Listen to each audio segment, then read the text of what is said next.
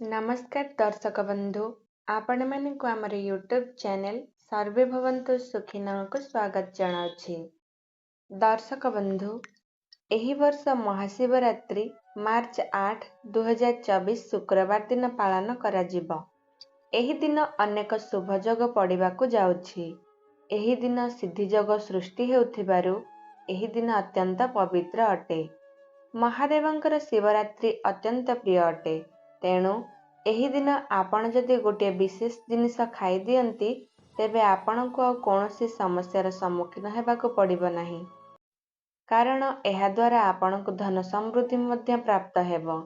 ଆପଣମାନଙ୍କୁ କହି ରଖିବୁ ଯେ, ହିନ୍ଦୁ ପରମ୍ପରା ଅନୁଯାୟୀ ମହାଶିବରାତ୍ରିର ଅନେକ ମହତ୍ତ୍ୱ ରହିଛି।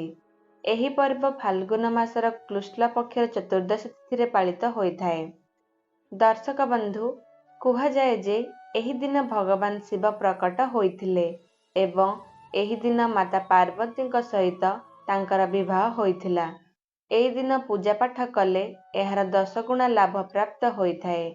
ଆଜି ମୁଁ ଆପଣମାନଙ୍କୁ କହିବି ଯେ ଭଗବାନ ଶିବଙ୍କ ପୂଜାରେ କେଉଁ ଭୁଲ କରିବା ଉଚିତ ନୁହେଁ ଏବଂ କେଉଁ ଜିନିଷ ଶିବରାତ୍ରିରେ ଖାଇବା ଉଚିତ, ଯାହାଦ୍ୱାରା ଆପଣଙ୍କର ପୂଜା ସମ୍ପୂର୍ଣ୍ଣ ଭାବରେ ସଫଳ ହେବ।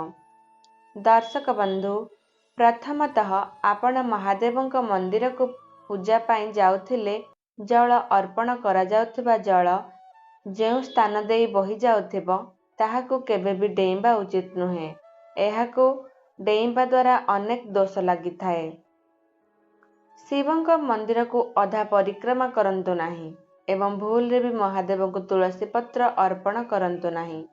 ତାହା ବ୍ୟତୀତ ସିନ୍ଦୁର କିମ୍ବା ହଳଦୀ ମଧ୍ୟ ଅର୍ପଣ କରନ୍ତୁ ନାହିଁ, କାରଣ ଶିବ ବୈରାଗୀ ଅଟନ୍ତି। ଏହି ଦିନ ଧଳା କିମ୍ବା ନାଲି ରଙ୍ଗର ବସ୍ତ୍ର ଧାରଣ କରି ପୂଜା କରନ୍ତୁ ଏବଂ ସେଥିରେ ଦହି, କ୍ଷୀର, ଚିନି କିମ୍ବା ଗୁଡ଼ ମିଶାଇ ମଧ୍ୟ ଅର୍ପିତ କରିପାରିବେ, କିନ୍ତୁ ପ୍ରସାଦ ଭୁଲରେ ବି ଅର୍ପଣ କରନ୍ତୁ ନାହିଁ। ମହାଦେବଙ୍କୁ ପୂଜା କରିବା ସମୟରେ ପାର୍ବତୀଙ୍କୁ ମଧ୍ୟ ପୂଜା କରନ୍ତୁ ଏବଂ ବିନା ବେଲପତ୍ରରେ ପୂଜା ଆଦୌ ସମ୍ଭବ ହୋଇନଥାଏ। ଏହି ସବୁ ଭୁଲ ନ କରି ପୂଜା କଲେ ମହାଦେବ ବହୁତ ଜଲ୍ଦି ପୂଜାରେ ପ୍ରସନ୍ନ ହୋଇଯିବେ। ଦର୍ଶକ ବନ୍ଧୁ, ମହାଦେବଙ୍କ ପୂଜାରେ କଳା ବସ୍ତ୍ର ଧାରଣ କରନ୍ତୁ ନାହିଁ ଏବଂ ଅକ୍ଷତ ଅର୍ପଣ କରୁଥିଲେ ଧ୍ୟାନ ଦେବେ ଯେମିତି ତାହା ଗୋଟା ଚାଉଳ ହୋଇଥିବା ଆବଶ୍ୟକ।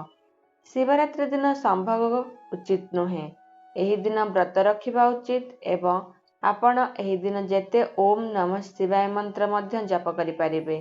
ଏହି ଦିନ ଭଗବାନ ଶିବଙ୍କର କିଛି ଖାସ୍ ଜିନିଷ ଯେମିତିକି ଡମ୍ବରୁ, ତ୍ରିଶୂଳ, ନାଗସାପ ମୂର୍ତ୍ତି ଇତ୍ୟାଦି ଆଣିଲେ ମହାଦେବ ପ୍ରସନ୍ନ ହୁଅନ୍ତି। ମହାଶିବରାତ୍ରି ଦିନ ବ୍ରତ ରଖୁଥିବା କିମ୍ବା ନ ରଖୁଥିବା ଲୋକେ ମଧ୍ୟ ଦୁଦୁରା ଫଳକୁ ସେବନ କରିବା ଉଚିତ ଅଟେ, କିନ୍ତୁ ତାହାର ମଞ୍ଜି ବିଷାକ୍ତ ଥିବାରୁ ତାହାକୁ ପୂରା ନ ଖାଇ କେବଳ ଚାଖି ଦିଅନ୍ତୁ।